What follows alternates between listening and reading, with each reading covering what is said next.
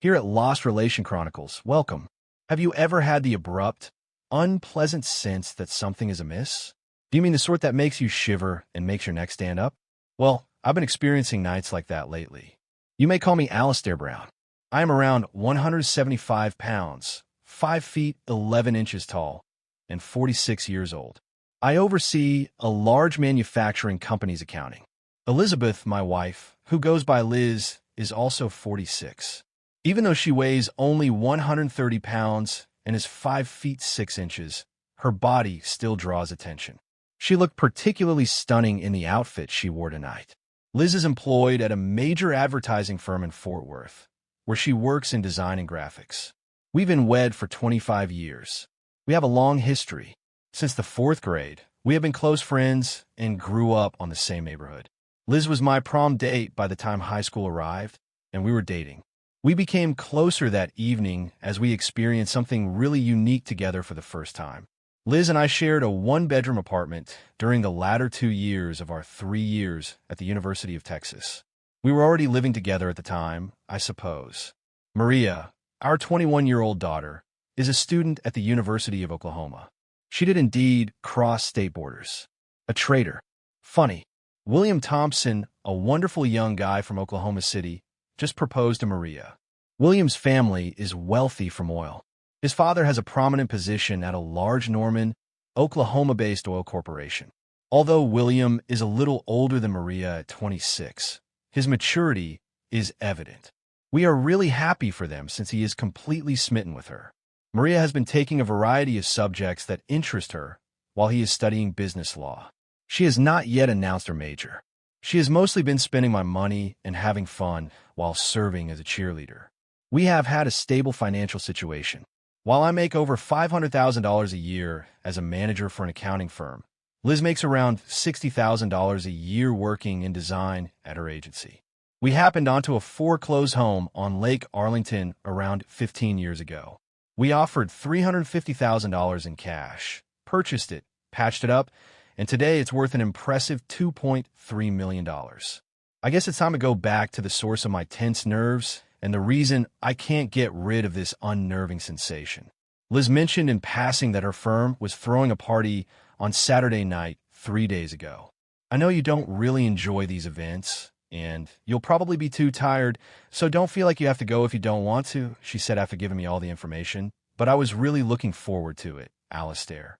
No, Liz, I informed her that I would love to attend, and that I would be away for a few days. But she persisted in telling me that I didn't have to come throughout the course of the next several days. I promised her each time that I couldn't wait to go and finally meet her colleagues. She kept trying to persuade me differently, but I refused to back down. On the night of the celebration, Liz looked magnificent in a form-fitting black dress that accentuated her long blonde hair and accentuated her contours. Her blue eyes were so dazzling that they seemed to sparkle in the venue's dim lighting. I saw a guy, who was presumably in his 50s, go straight for her as soon as we entered the main area. Liz immediately turned to me, grinned, and kissed my cheek as I saw her reach out with her hand, almost in a subtle stop motion. I had never felt a knot in my stomach tighten before. There was a problem. We had a few drinks, but I took care to abstain. I wanted to be vigilant tonight since I was driving.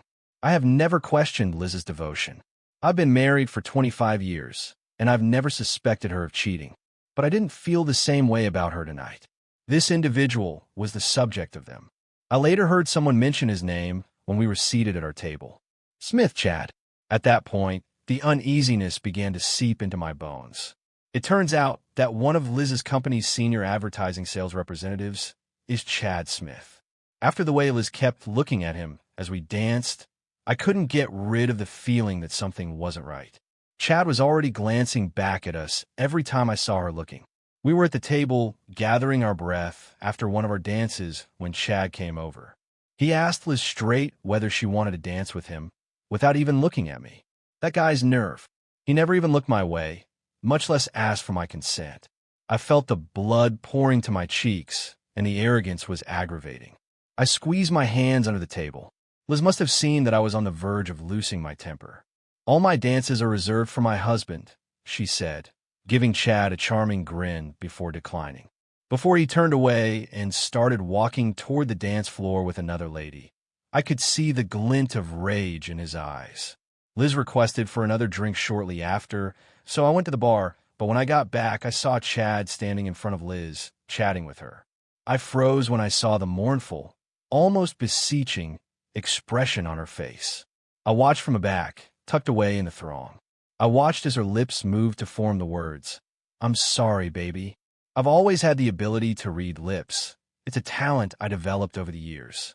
Her words, "sorry, baby," were unmistakable and chill me to the bone. I kept my senses sharp and remained completely sober for the remainder of the night. I became aware of how everyone was seeing us, watching Liz, watching me, and most obviously watching Chad. The environment felt tense, as if I were the last person to know a secret. My thoughts were racing by the time we departed. Since I was never one to keep things to myself, I asked Liz, "What's going on with Chad?"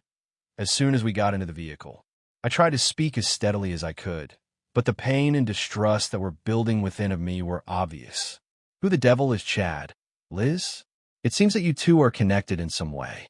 Are you unfaithful to me?" I continued to focus on the road, but I could choke on the strain. "Chad is simply someone I work with, honey," she moaned. "It's unbelievable that you would even consider it. More than anything, I adore you." She spoke steadily, but there was a forced quality to her tone, as if she were making an effort to be comforting. That evening, I chose to keep the stillness between us and didn't press the issue. Liz knows me well enough to know that I would pay a heavy price if I ever discovered she was cheating. She had seen personally as a child the lengths I would go to in order to get revenge. I waited till school got out, ambushed the bully, beat the living daylights out of him, stripped him of his trousers, and left him there humiliated when he used to torment me in high school. I was with Liz the whole time, so she was there to support me and testify to the professors that I couldn't have done it. Liz is fully aware of the fact that I will not be a guy who just accepts it. She should be aware of the impending storm if she is playing about. I couldn't get rid of the sensation in the pit of my stomach, however. The words, "sorry, baby," which she spoke to Chad and the way she looked at him, stuck in my head. Perhaps I was overanalyzing things, and she was correct. Or maybe, just perhaps, this narrative was more complicated than she was making it out to be. I kept my suspicions to myself for the time being, but I was already making plans for what to do next. I had no intention of sitting in the dark. Liz is aware of the damage I can do after being mistreated. So if Chad Smith believes he can manipulate my marriage, he's in for a rough ride. I have more over $1 million in my 401k, and Liz has more than $125,000. I so concluded that I must know for sure. I hired a private investigator because I had had enough of the uncertainties and restless nights. I was aware of his efficiency and discretion. He gave me just what I needed: a substantial collection of photographs, movies, audio recordings, and other proof. Cold and clear, everything was fine there. A few weeks later, Liz and I were enjoying our morning coffee in the dining room where we had been for years. I made the decision to face her. "So, Liz, you wouldn't cheat on me, would you?" I asked, trying to seem as composed as possible. "You mean you've never?" Her face flashed with astonishment as her eyes sprang upward. "Of course not, honey." "Alistair, why would you even ask that?" I took the big manila envelope out of my briefcase without saying another word.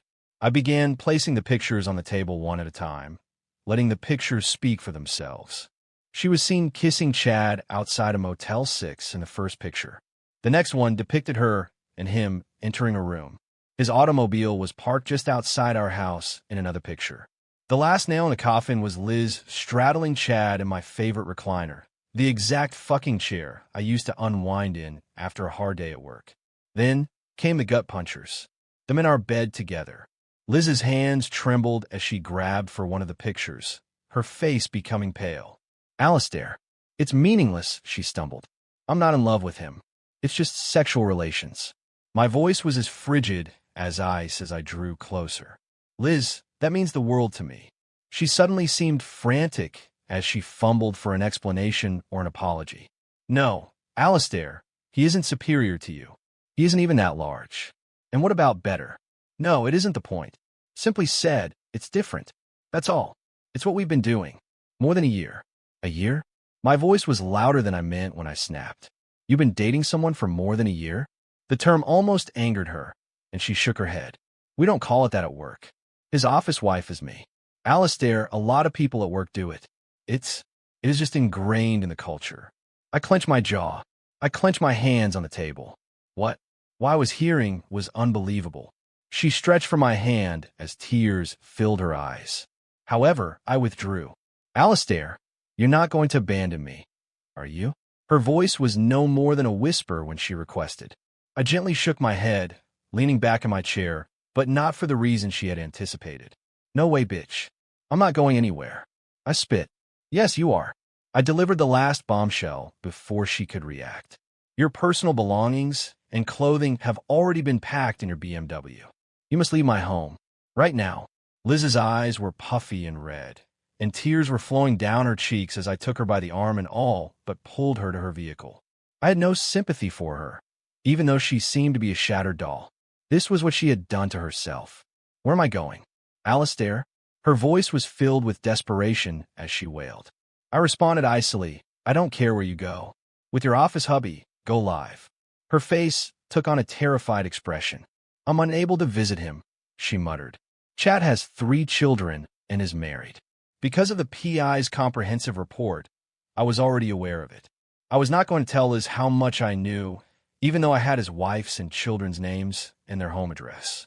Allow her to rush to choose her next course of action. I don't care where you end up, Liz, I stated in a harsh, low voice. Get out of here and stay away, but if you want to go back to Motel 6, do so. Now she was crying uncontrollably and pleading with me. Are you going to squander 25 years of a happy marriage, Alistair? I looked down at her, indifferent. Liz, no. There was more than a year of infidelity and fewer than 24 years of a happy marriage. It was you who tossed it away. Tears still streaming down her face.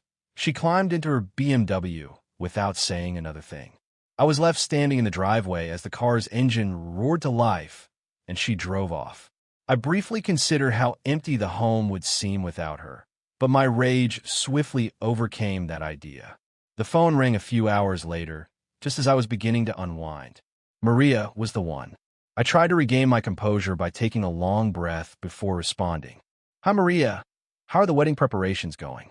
I asked, making an effort to seem upbeat. Despite the fact that my own life was falling apart, I was really delighted for her. She and William were handling most of the planning, but I was paying for the lavish wedding she had always wanted. I owed my only daughter the bare minimum.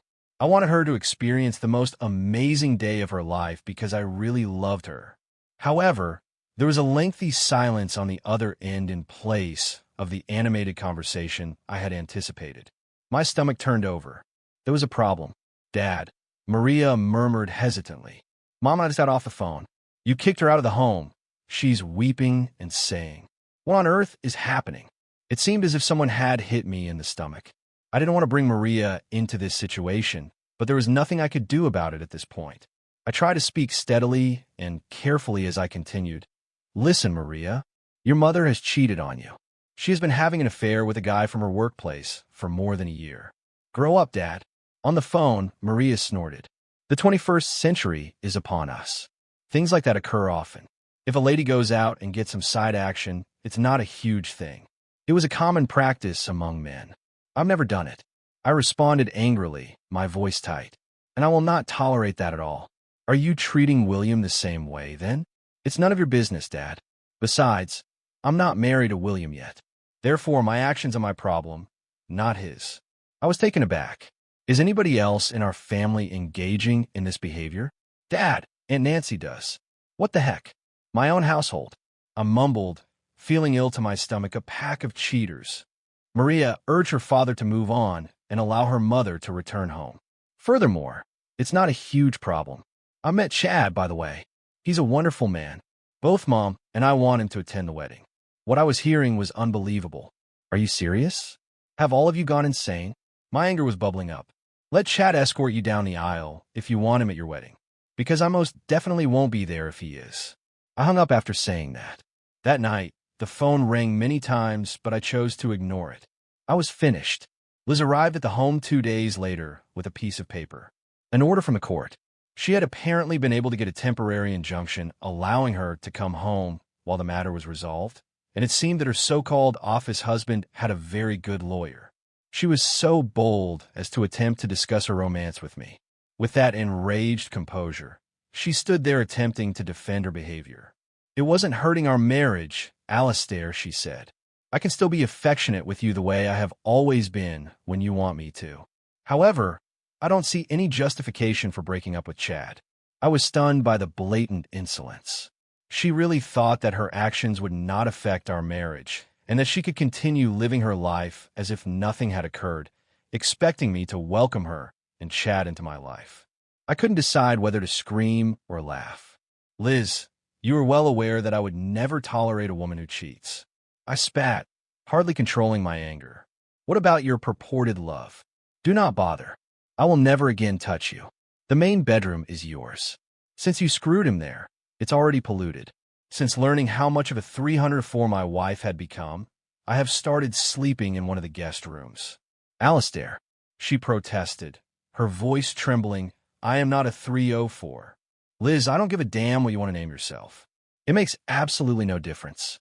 Liz wasn't going to back down, so this week I'll be filing for divorce to finish it all. "Alistair," her tone changed as she said, "I don't want a divorce. You should be aware that Chad and I have already spoken with his attorney. I'll receive half of our assets, including the home, if you follow through. I will be entitled to a sizable portion of your wage and alimony, since you earn more than I do." With a chilly grin, she said, "My dear husband, you might as well just sit back and accept it. As Chad puts it, go to hell, you and Chad both." I slammed the door behind me and strode inside my room. Around midnight, some hours later, I heard a gentle tap on my door. Liz was standing there with tears in her eyes. "Please, Alistair," she begged. "I apologize, but I also want Chad, and I want us to figure things out." Like a smack across the face, her words lingered in the air. The ridiculousness of it all left me unsure of whether to laugh or weep. I went to speak with one of our company's attorneys the next morning. His evaluation was somber and consistent with Liz's mocking of me. With Maria already out of the home, she would get half of everything, including the house, and there would be no child support. In addition, I would have to pay almost $125,000 in alimony annually. "There's no easy way around it," he remarked, letting out a deep sigh. "If you proceed with a divorce, you're in serious trouble." The days that followed were peaceful, yet stressful. We didn't speak to one another and avoided one another. However, Liz broke the quiet on the third day. "Are you still stupid enough to go through with this divorce, then?" With a tone full of disdain, she questioned. "Everything is currently being reviewed by my lawyer." I gave a bland response. "Alistair, screw you." She gave a hiss. "Everything you own will be taken by me." I ignored her and took a long sip from my High Life without bothering to reply. An hour or so later, I caught Liz in the dining room, chatting on the phone. She came over and gave the receiver to me. Her face was jubilant. She said, "Someone wants to talk to you, Alistair." "Hi there," I replied. "This is Chad." "Alistair," said the person on the other line. "I understand that you're upset, but you should simply accept this and go on, you scumbag. If not, we will seize all you own and turn your life into a hellish ordeal. You don't know who you're playing with." I snarled at the telephone. "I no longer want a 304, so you can keep it. She is a damaged product." "Screw you, then." With rage brewing in my veins, I slammed the phone down. I couldn't believe how stupid Liz and Chad were, so I stared at them in shock. By employing a private investigator, I had captured them on camera, in sound, and with pictures. Speaking of the audio, wouldn't they have known that the discussions on these phones and in this residence were still being recorded if they were so intelligent? They were obviously not as smart as they believed. Liz had 4 meetings with her workplace spouse the next week. Never in our home, always at Motel 6. I had warned her that I would kill them both if she brought him back here. She eventually realized I wasn't bluffing, I believe. A bigger Colorado corporation had purchased the business where I was employed. With Alex and I as our 2 accounts managers, we were now managing their goods and hours out of the facility. The new company's plant manager, Alex, was a young, intelligent man from Colorado, and I really liked him. He knew precisely what I was going through since he had gone through a divorce before joining us. The organization wanted to reduce staff and combine under single management. On the plus side, I had some protection since we were unionized. They wanted Alex, who was younger, to take over. However, they had been attempting to buy me out since he was from the acquiring business. Their most recent offer, which converted my retirement into business shares, was more over $500,000. Alex and I made the decision to visit a nearby strip club close to the facility. He had a lot of spare time after his divorce, so he went there often. During one of our chats there, I had an epiphany. At last, everything made sense. Alistair, Alex remarked, I understand what you're going through. My ex-boyfriend stole everything. I just wish that before I ever got divorced, I had given everything away or sold everything and disappeared. You're the sharpest person I've ever met, Alex. I answered, appreciating his viewpoint. Before leaving, I thanked him, shook his hand, and drank my drink. Fortunately, Liz wasn't there when I drove home. I assumed she was once again away on an office-related matter. Over the course of the night, she didn't return home, and I became more aware of how little I missed her. I had loved Liz more than anything at one time. Now, however, I just felt hate. I was prepared to implement my strategy. On a Sunday, my daughter phoned while I was watching football. Dad, are you moving forward from your age? Maria, what do you want? Mom wants to chat to you about the wedding, which is why I'm calling. Okay, what's happening? Mom and I believe that Chad ought to attend the wedding as well. Perhaps he could follow you and me up the aisle, and then take a seat when we reach Mom. Do you truly want it, Maria? I believe it is, Papa. Mom feels the same way, I know. Chad is her workplace husband, but you're the spouse of my mom and dad. Therefore, we both believe he ought to be present. I have a better idea, Maria. I won't be there, so let your office dad lead you down the aisle. I'll apologize over the phone to William. Don't be dumb, Dad. Even though William dislikes this, he will move over it by the night of our wedding. I hope you have a happy life, Maria, my love. Goodbye. Dad, what does it mean? I hung up without responding and simply sat there with tears in my eyes. Did you miss me, honey? Liz inquired when she got home that evening. You will always be missed. Go someplace and pass away. Liz sobbed as she hurried to her room. I accepted the buyout offer when I got to the corporate office on Monday at 8 a.m. 1 year's pay and $500,000 were moved into an offshore account. My next destination was the bank, as I had already paid off the home and automobiles. In order to borrow money, I had documents prepared to borrow $40,000 against Liz's BMW, which was worth $45,000, and the property, which was worth $2.3 million, easily obtain a loan of $2 million. The objective was straightforward: place some debt in her name. Getting Liz to sign the paperwork was now the difficult part. The tough part was going to be that. I then returned to work, completing the next 2 weeks to ensure a seamless transition, particularly for Alex, who was a pleasure to work with. To be sure they wouldn't pay for any of the costs, I contacted the wedding planner that afternoon and canceled my credit cards. I told her that the wedding expenses would no longer be my responsibility. Then, Mr. Brown, who's going to foot the bill? She inquired.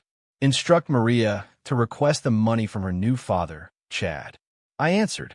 When I got back to the workplace, I focused on making fictitious applications for life insurance policies that would cover me for $1 million apiece. When I contacted Liz later that night, she seemed taken aback. Liz, how about we have a lovely meal tonight if you're not with Chad? That sounds fantastic. I'm so glad you're moving on from this. Would you want to go somewhere? The Italian in the city center lit up. Is that acceptable? Darling, it sounds very lovely. Alistair, you could get fortunate tonight. I replied, I hope you're not as lucky as you think tonight, Liz. Liz attempted to kiss me during our supper, but I politely told her no. Then I mentioned the insurance coverage, saying it was for a fancy $1 million. I informed her that she would benefit from the company's suggestion that I remove it. Liz, isn't Nancy, your sister, a notary public? She is Alistair indeed. These must be signed in front of a notary public. Tonight, let's visit her home, finish it, and then have a party. All right, let's go, Alistair. We drove to her sister's place after I paid for supper. Under the influence of 6 glasses of wine, Liz signed and sealed all the documents without asking. She never cared to read what she was signing, since she was so delighted that we were together. What a dumb decision on her side, as I said before. I hurried to sign documents to the bank and mortgage business the next day. The $40,000 loan was promptly granted by the bank, but processing the $2 million would take at least a week. I made arrangements for the money to be sent to the offshore account. After a week, I concluded my employment with the organization. Naturally, I paid cash when I went to the Ford showroom to exchange my vehicle for a new F-350. After that, I went to the bank and took everything out of our checking accounts, stopped all of our credit cards, and depleted our savings, leaving only $1,000. In order to hide my identity and remove any evidence, I also had a buddy transfer all of my offshore money into several accounts. I found the following stages more difficult. I detested the fact that what I was doing would cause harm to innocent people. In our meeting, I told my prospective son-in-law what had transpired, how I had stopped the money, and that I was worried Maria may cheat on him. I played the audio recordings of my talks with Maria for him. William was devastated. I went to Chad Smith's residence next. I couldn't help but marvel how someone like him could cheat on someone as sophisticated as the attractive lady in her 50s who opened the door. It demonstrated once again how foolish individuals can be. I gave the audio recordings, images, and videos to Ms. Smith. She was crying, but before I left, she assured me that while this would not be the first time he had done this, she would never tolerate it again. She is a significant stakeholder in an advertising firm, it turns out. I worry how some people's employment would be affected by it. Regarding Liz, I couldn't help but worry how she would pay her $16,000 monthly mortgage and $900 monthly vehicle payment. Perhaps her spouse at work will be able to assist. I'm going to pick up my 36-foot fifth-wheel travel trailer from the RV store right now. Everything is proceeding as planned. Both the vehicle and the RV were purchased with cash, and I registered them in my cousin's name. In his name, I also own 3 credit cards. For a few years, I'm going to go to Florida, stay under the radar, and wait for Liz to finally file for divorce on the grounds of desertion. I hope that occurs quickly. Many things have changed after a year and 3 months. Chad was correct when he got divorced. Everything was given to his ex-wife. Along with 60% of their assets and the property, she also received $60,000 in alimony annually. After losing his job, Chad was able to find work as a tape rewinder and DVD cleaner at one of the last Blockbuster video shops. He now resides above a nearby adult business in a tiny one-room flat. Liz struggled a lot more. Her automobile and house bills continued to mount. Although she had never been aware of the continuous payments, she had always thought the home was completely paid off. She eventually lost the vehicle and the home. It was hard for her to get a nice apartment since her credit was destroyed. Despite losing her work, she was able to get a waiting position at a Denny's on the highway. In an attempt to get a divorce and be eligible for welfare assistance, she filed for abandonment, but things didn't work out as she had hoped. She ended up getting a hasty, no-fault divorce in order to get the welfare payments she needs since they were unable to find me in time. My daughter, on the other hand, never married. When William questioned her about the audio recordings, she attempted to minimize the situation by saying it was nothing more than some informal arrangements. She offered me the same justification. Maria's life fell apart when William called off the wedding. She is now living with her mother in a 2-bedroom apartment in a tough area of town after losing the support of her father and her rich relatives. Maria and Liz are reportedly spending a lot of time together. However, when guys arrive to their residence every night and give them $20 apiece, I'm not sure whether dating is the appropriate phrase.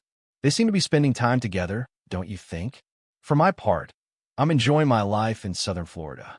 Bikinis, beautiful weather, and an amazing position with one of the big 5 firms. There is nothing greater than life. Kindly leave your feedback in the space provided below, and remember to like, share, and subscribe.